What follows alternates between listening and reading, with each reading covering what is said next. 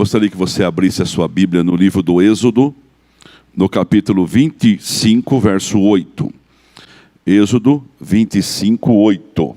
É o texto que a gente vai meditar. E espero que o Espírito Santo fale com você, como falou nos outros cultos. E farão um santuário para mim, e farão um santuário, o lugar que eu vou estar dentro. Um lugar que eu vou habitar. Um lugar que será a minha casa. E eu habitarei no meio deles. E eu habitarei no meio deles. Capítulo Êxodo 31, verso 2. Façam tudo como eu escolhi Bezaliel, filho de Ur, da tribo de Judá. E eu enchi do Espírito, dando a ele destreza, habilidade e plena capacidade artística, olha, para desenhar, executar trabalhos em ouro, prata e bronze, para talhar, esculpir pedras, para entalhar madeira, executar todo tipo de obra artesanal. Além disso, designei Aholiabe, filho de Asimaque, da tribo de Dan, para auxiliá-lo. Também capacitei todos os artesãos, para que executem tudo o que lhe ordenei. Pai, fala conosco, presencial e online. Alcance a igreja, no nome santo de Jesus. Amém. E assentando, você vai aplaudir, dar glória a Deus, dar graças a Deus. Louvado seja o seu nome. Obrigado, Daí. Hoje, irmãos, nós estamos na expectativa de fazer um grande batismo no dia 25 de outubro. 25 de outubro, batismo nas águas. Você que começou essa aula de batismo às quartas-feiras, então você vai seguir a aula de quarta-feira. Mas deixa eu fazer uma pergunta. Tem alguém no nosso meio aqui hoje que você ainda não é batizado nas águas, você não desceu as águas ainda, e deseja ser batizado? No dia 25 de outubro, é um domingo, nós vamos fazer o batismo no culto da noite, para voltar a fazer aquela festa que nós sempre fizemos, no culto da noite. Tem alguém que gostaria de ser batizado no dia 25 de outubro, no domingo, ainda não é, e quer começar o seu curso batismal? Levanta a sua mão. Tem alguém no templo? Tem uma pessoa, graças a Deus. Tem mais alguém? Tem mais alguém? Uma pessoa. Então, moça, se você puder, a professora está do seu lado, a pastora Silvana, ela vai dar aula para você, tá bom? Já pode descer com ela, caso aí você já tenha aula, e aos domingos ela vai explicar certinho para você como é que funciona. E você da internet, tá lá? Você da internet, que está conosco, é só agora clicar o seu telefone, nessa tela que está aí o QR Code, e você vai ver o nome da pastora. Aí você vai entrar em contato com ela, bate a foto agora aí, deixa o seu recado, ela vai entrar em contato com você e vai dar aula online para você, tá bom? Deus abençoe. Que ferramenta, né, irmãos? Que bom que a gente tem a internet, que a gente tem as ferramentas, e que bom que a gente tem equipe que sabe usar, não é? Se esperar do pastor Toninho, malemar ele sabe mandar um WhatsApp. E graças a Deus, Deus nos dá irmãos aqui na igreja que têm a habilidade, que têm a destreza para tocar instrumentos, para cuidar de uma câmera, para mexer num som, para cuidar da recepção, para cuidar dos carros, para fazer libras, para fazer a transmissão, enfim. Irmãos, que para enfrentar uma mesa de santa ceia como essa, bonita, linda, para cuidar da igreja. Graças a Deus que nós temos essas pessoas, que o Espírito Santo capacita. E eu profetizo na sua vida a capacidade de Deus em sobre você para a realização de coisas que chamarão a atenção de alguém. Só essa promessa já valeu a pena na sua vida. Quem recebe, dá um glória a Deus. Irmãos, hoje eu queria falar com você sobre a Arca da Aliança. Acho que o Luizinho vai colocar a arca para você ver. Esta é a Arca da Aliança, também chamada Arca do Concerto e Arca do Testemunho. Deus deu a Moisés uma incumbência de liderar um povo no deserto. E essa liderança de Moisés no deserto, eles viviam em tendas. E eles viviam cobertos por uma nuvem de dia e uma coluna de fogo à noite. Quando a nuvem se movia, eles se moviam. Quando a coluna de fogo se movia, eles se moviam. Então eles andavam numa direção de Deus no meio do deserto. E eles não tinham uma edificação no deserto. Eles tinham apenas, no deserto, tendas, tabernáculos, coisas desmontáveis. Recebe essa bênção. Deserto é lugar de passagem. E você vai passar o deserto da sua vida. Então não carrega muita coisa no deserto, porque lá você não vai ficar para sempre. E se eu disser para você que hoje, dia 11 de outubro de 2020, às 7 horas e 50 minutos, eu tenho uma palavra para a sua vida, que o seu deserto começa a ter fim. Quem recebe dá graças a Deus. E no deserto, construíram muitas coisas, e aí Deus queria andar com aquele povo, pastor Rogério. Deus queria estar com aquele povo. Luizinho, Êxodo 25 de novo, coloque para mim. Deus dá uma ordem a Moisés: e farão um santuário para mim, e eu habitarei no meio deles, no meio de vocês. E o santuário que Deus mandou o povo construir era essa arca, que é um retângulo, uma caixa retangular, que media 90 centímetros de largura por 1,20 m. Esta era o tamanho da arca que eles iam construir. E Deus dá habilidade a algumas pessoas para fazer esta arca. Pessoas que iam trabalhar bem em madeira, Cleuber. Pessoas que iam trabalhar bem com ouro. Pessoas que iam trabalhar com entalhe, com ajuste. Deus deu a eles destreza, habilidade e capacidade. E eu recebo para a minha vida para cuidar desse ministério. Destreza, habilidade e capacidade. E eu libero para você destreza, habilidade e capacidade. Então vamos construir a arca. Porque a arca era o símbolo da presença de Deus. A arca, ela representaria a presença. O Shekinah. Shekinah não é glória. Glória é Kadof. Shekinah é presença. Presença de Deus. Aonde estaria a presença de Deus no meio do povo? Aonde estaria o manifestar de Deus? Moisés não ousou sair do lugar que ele estava sem a presença de Deus. A ponto de Deus dizer a ele: Moisés, então é o seguinte, a minha presença vai com você e vai te dar descanso. E eu quero profetizar para mim e para você: a presença vai comigo, vai com você, porque ela já está em mim, já está em você, todos os dias da nossa vida. A arca é o símbolo da presença. Então Deus ia habitar no meio do povo, e aquela arca representava a presença.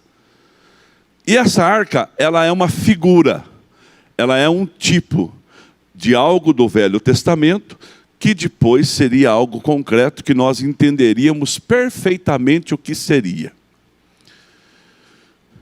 Quem é a arca hoje? Onde está a presença de Deus hoje? No meio do seu povo.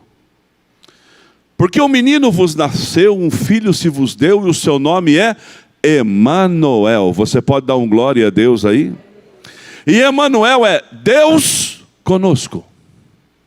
Então Deus está habitando conosco hoje. E aí a Bíblia diz que Deus não pode habitar num templo feito por mãos de homens. Então Deus agora não está mais na arca. A arca foi um símbolo da sua presença. Ela serviu para muitas coisas. Ela é citada no Velho Testamento 220 vezes. Quantas vezes?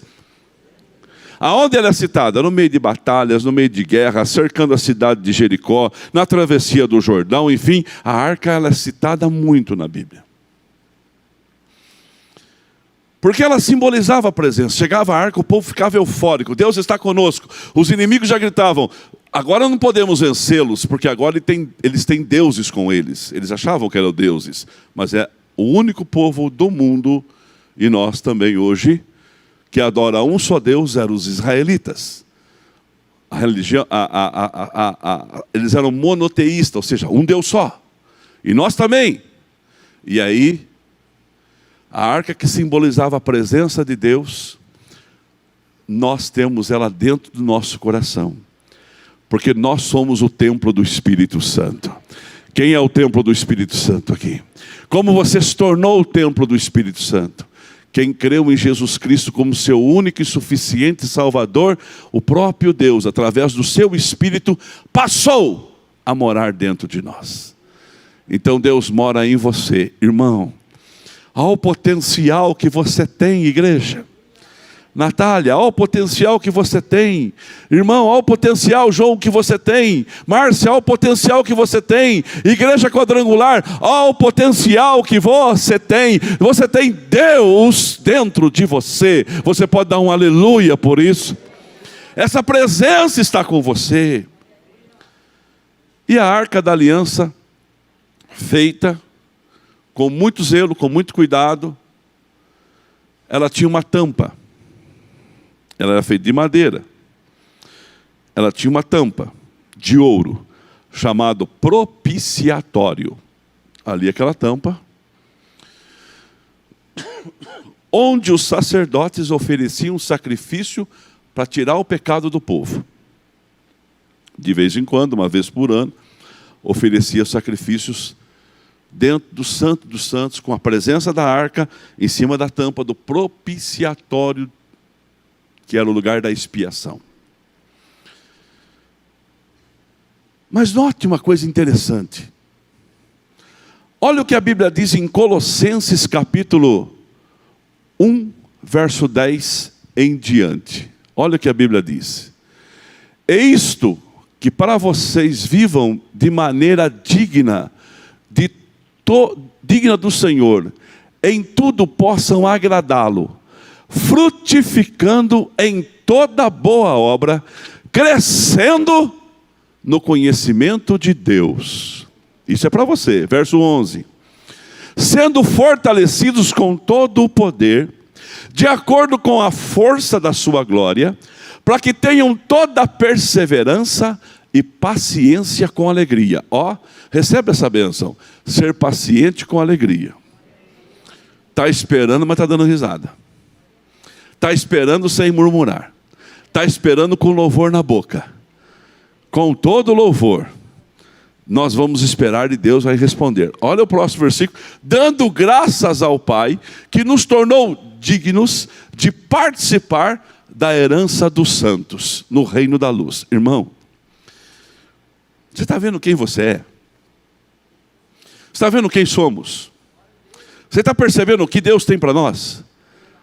Eliel, você é participante da herança dos santos. Igreja, você é participante, Andrezão, você é participante, Júnior, da herança dos santos. Quem recebe isso para a sua vida, dá glória a Deus. E a arca, ela é um símbolo muito precioso, que até o Indiana Jones está tentando achar nos caçadores da arca perdida e não acha. Mas eu já encontrei a presença de Deus na minha vida. Você já encontrou essa presença, ela está dentro de você. Você pode dar um aleluia. Mas olha o verso 13. Pois ele nos resgatou do domínio das trevas. A treva que dominava não domina mais. E nos transportou, ó, resgatou, transportou para o reino do seu Filho amado. Aleluia. O pecado não faz mais parte da nossa vida. O erro sim. O pecado que a gente comete, mas a gente não vive mais no lamaçal do pecado. Quando você for orar, não ora assim: Senhor, perdoa as multidões dos meus pecados. Multidão você tinha quando você não conhecia Cristo. Hoje você está livre pelo poder do sangue do Cordeiro. E quando você peca, Jesus vai lavar nos teus pés e vai purificando os teus pecados. Porque há poder no sangue do Cordeiro. Olha o versículo 14. Meu Deus, em quem temos a redenção, a saber, o perdão dos pecados. Ao 15, meu Deus, e Ele é a imagem do Deus invisível, o primogênito de toda a criação. Então nós somos livres. Jesus hoje é o nosso propiciatório. Jesus é aquela tampa que Deus ofereceu em sacrifício sobre ela, para libação, para tirar, para redimir, para arrancar todo o pecado. E nós somos tirados do reino das trevas para o reino de luz. Olha o que diz a Bíblia em Romanos então. Romanos, Paulo vem arrebentando com tudo. Ele fala assim: Deus ofereceu como sacrifício para a propiciação, mediante a fé, pelo seu sangue. Então agora é o sangue, Leonardo, de Cristo, que purifica o nosso pecado, demonstrando a sua justiça. Em sua tolerância, havia deixado impunes os pecados anteriormente cometidos. Deus perdoa o pecado de hoje, de ontem, de antes de ontem, do passado, porque o sangue de Cristo garante essa vitória. Quem recebe dá graças a Deus. E a arca, além do propiciatório, tinha 2 anjos, chamados de querubim, que tocavam as asas, dizendo do contínuo louvor que a nossa boca tem que dar. E ela tinha 4 argolas. 4 é o número da totalidade também, e significando que ela era guardada por todos os lados. E ela não podia ser transportada se não fosse por varas. Então o sacerdote colocava no ombro e ela era transportada. E a arca era o símbolo máximo da presença de Deus no meio do seu povo. Só como era uma caixa, guardaram 3 coisas dentro da arca, por ordem do céu. E você não acha que a gente guarda porcaria demais na nossa vida? Você não acha que a gente guarda coisas que nós devíamos ter esquecido há muito tempo? Você não acha que a gente fica lembrando de coisas que não precisamos mais? Tem gente que gosta de guardar, mas, irmãos, para que serve hoje um videocassete? Eu tenho um videocassete para te dar, para que serve? Para que serve uma vitrola? Quem já teve vitrola aqui, levanta a sua mão. Eu ouvia na vitrola Luiz Arthur. Drogas matam, aceite a Jesus. E tem gente que ouviu já outras pessoas cantando aqui. Quem já ouviu Drogas matam, Luiz Arthur? Já ouviu? E o rei está voltando. Quem foi cantor o rei está voltando nas gravações? Aquele famoso Luiz de Carvalho. E o rei está voltando na vitrola. Irmãos, a agulha quebrava. Irmãos, que coisa. Mas você pode guardar a vitrola, pode guardar o videocassete num lugar que não vai ser mais útil, porque você não acha nem nada para aquilo mais. Se quebrar, não tem manutenção. Então tem certas coisas que nós devemos lançar fora, a não ser que você guarde como relíquia. E tinha 3 relíquias que Deus queria que o povo guardasse, para ensinar a gente hoje. Há mais de 6.000 anos, vocês guardam a tábua da lei, os 10 mandamentos. Moisés escreveu lá, guarda ela. Por que guardar as tábuas da lei? Porque as tábuas da lei, que significa a palavra, é o nosso norte. Irmãos, eu não sei se eu estou ficando mais experiente, mas eu estou tão crente, irmão. Tem um versículo que salta aqui, Léo, que eu fico doido. Eu fico assim, meu Deus, mas não é isso que a teologia me ensina. Mas é assim que eu acredito, é assim que eu creio. É assim que eu recebo para a minha vida. É assim que funciona.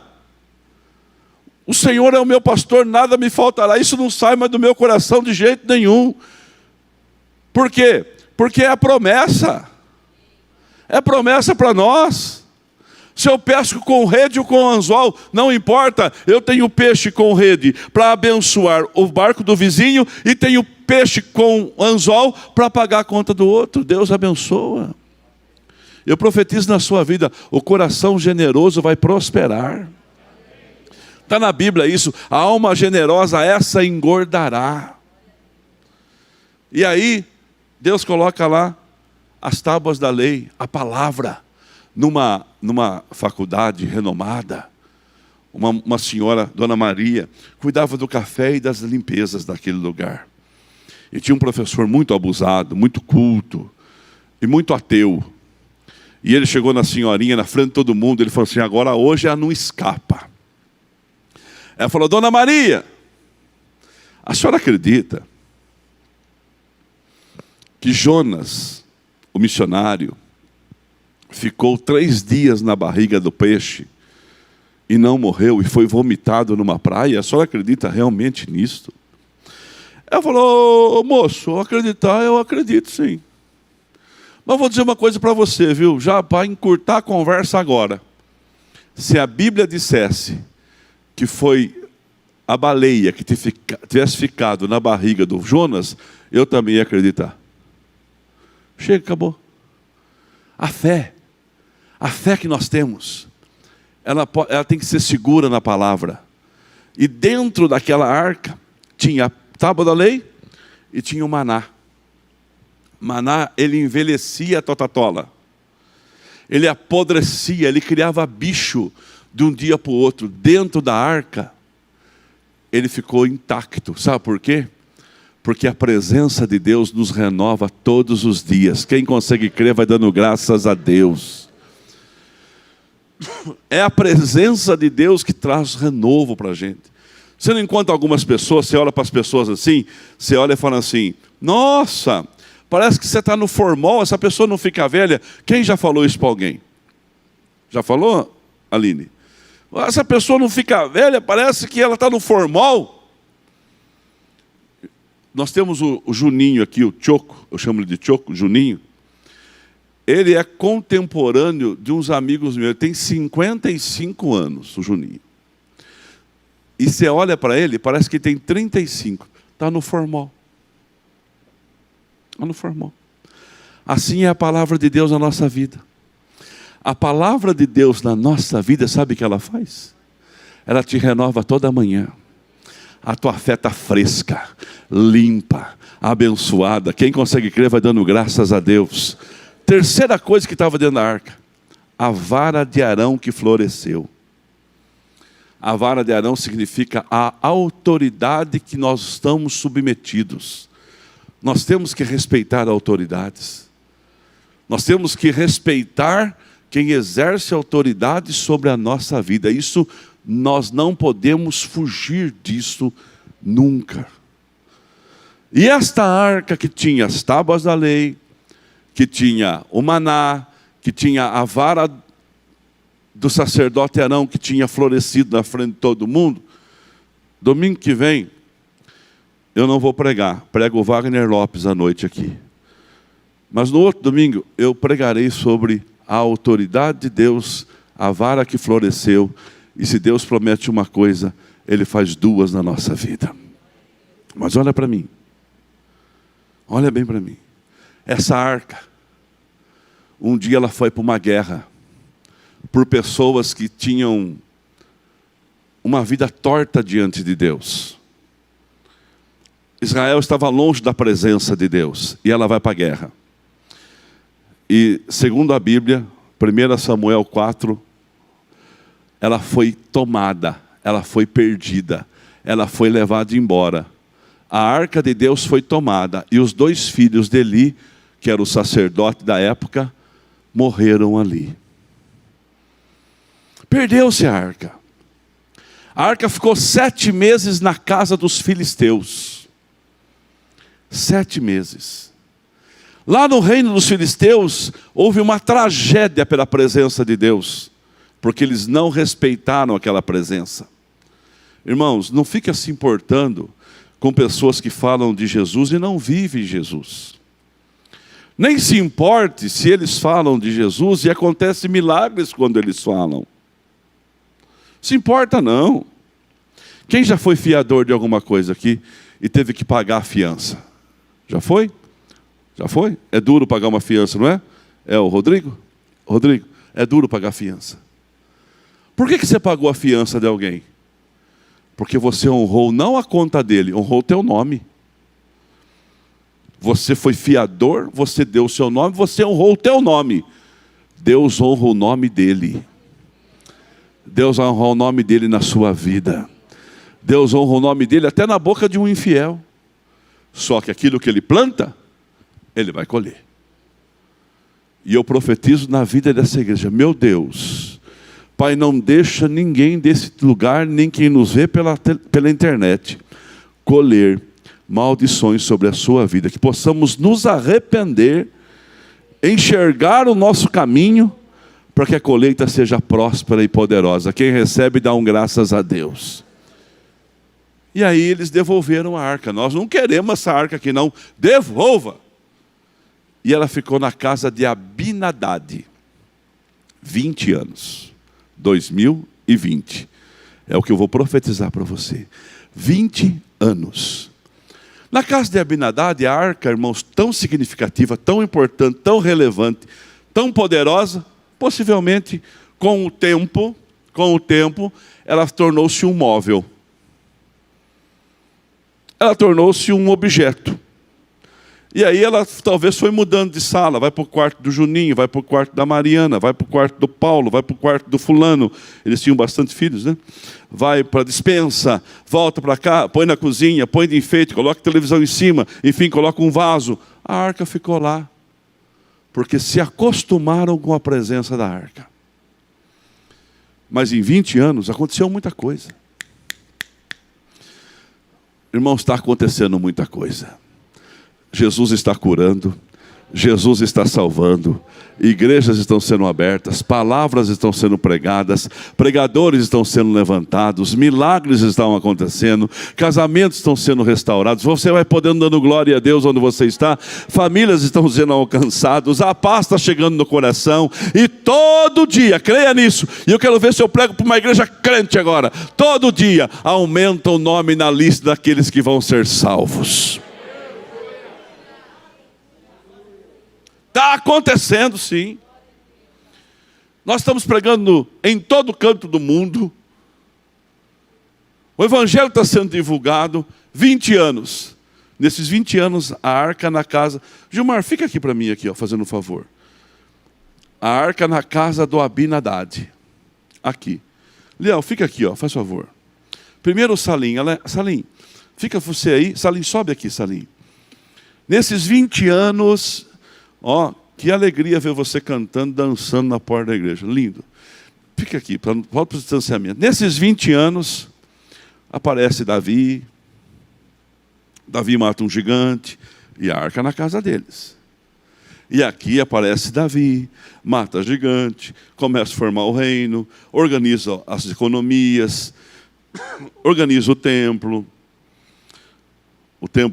tabernáculo, porque não tinha... Quem construiu o templo foi Salomão, com as economias de Davi. Enfim, Davi organiza tudo. E Davi vai crescendo, ficando forte, bem grande. Obrigado, Salim. E aí Davi, então, um dia está lá. Vem cá, Salim. Vem cá, Davi. Você agora. Davi cresceu. Certo, Davi? Cresceu. Grande. Agora é rei. Marrudo. Bonito, lindo, chique, cheiroso. Rico. Davi está aqui agora. Davi. Aí Davi está lá e fala assim, eu preciso trazer a arca para cá. Eu preciso trazer a arca para cá. Ele reúne 30 mil pessoas, mas ele não tinha visto a arca ainda. Ele sabia que estava lá, mas ele não tinha. Faltava só a presença. Irmãos, enquanto você está aqui, Deus está trabalhando. Eu vou dizer de novo, Deus está trabalhando. E Davi foi buscar a arca, lá na casa do Abinadab. E trouxe a arca. Só que trouxe de forma errada. Obrigado, vocês dois. Trouxe de forma errada. Trouxe de forma diferente do que era para trazer, com carros, com bois. E a arca foi uma tragédia na viagem. Os carros novos com os bois tropeçaram, o sacerdote Uzá foi colocar a mão, ele morre. Foi colocar a mão, ele morre. Davi fica assustado, todo mundo olha aquela arca. E ninguém quer saber daquela arca. Meu Deus, o que tem de tão significativo nesta arca? O camarada foi ajudar e acabou morrendo. E aí Davi falando assim, andando na estrada, tinha Obed-edom. Fica em pé, Obed-edom. Ali uma casa do Obed-edom, com seus 12 filhos. Olha o nenezinho dele aqui. Na casa de Obed-edom, Davi olha, fala assim, vou deixar a arca na sua casa. E ele aceitou a arca na casa dele. Aceitou. Acha para mim só o versículo que fala, eu acho que é 2 Samuel 6, eu acho que é o 9, que fala que Davi ficou sabendo do que estava acontecendo na casa. E a arca ficou na casa dele por 3 meses. E o Senhor abençoou toda a casa dele. Tudo começou a dar certo, Júnior. As coisas começaram a acontecer. Começou a haver milagres, coisas extraordinárias acontecendo em todo canto. A notícia chegou lá. Olha lá, verso 12. A notícia chegou lá no rei Davi. O Senhor tem abençoado a família de Obed-edom e tudo que ele possui por causa da arca. As notícias boas começaram a correr. Recebe essa palavra que está dentro do meu espírito. Notícias boas a teu respeito vão começar a correr. Obrigado, Obed-edom. Você crê nisso? Quem recebe isso, dá um glória a Deus. Vai começar a correr. E Davi foi buscar a arca, porque agora a presença tinha que estar no lugar de direito, na cidade de Davi, em Jerusalém. E Obed-edom tornou-se porteiro daquela tenda. Tenda tem porta, irmão? Ele era porteiro de uma tenda sem porta. Tudo para ficar perto da presença de Deus. Não saia da presença de Deus. Ela te dá descanso, ela te abençoa, ela te sustenta. Banda, toma o seu lugar aqui. Ela te protege.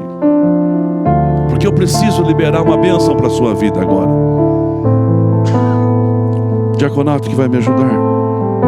Eu tenho a necessidade de te abençoar. Eu preciso que você entenda isso e receba isso para a sua vida agora. Quantos meses a arca ficou na casa de Obed-edom? 3. Eu vou perguntar, você responde. Aí na live e aqui. Quantos meses a arca ficou na casa de Obed-edom? Quantos meses está faltando para terminar o ano? Outubro, novembro, dezembro. Outubro, novembro e dezembro. E os 12 dias de janeiro, que vão dar exatamente os 3 meses. Se prepara para o espetacular de Deus na sua vida. Quem recebe? Haverá saúde, haverá paz, haverá conversões. Pessoas entenderão a tua fé. Pessoas conhecerão a respeito da tua fé. Quem crê vai dando glória a Deus. Pai, abençoa essa igreja, online e presencial. Em 3 meses, a partir de hoje, dia 11 de outubro de 2020. Pela palavra, pela fé, no que aconteceu na casa daquele homem, porque eu tenho a presença. Eu não preciso levar uma arca para minha casa para saber que eu tenho a presença. A presença está comigo. A arca foi um tipo, um símbolo da presença. Mas hoje o Emmanuel mora em nós, está em nós. E a igreja receba essa bênção agora. Outubro, novembro e dezembro, 10 dias, 12 dias de janeiro, serão coisas espetaculares. E começam a partir de amanhã. Quem recebe, dá um graças a Deus. Quem recebe, aplauda forte o nome de Jesus.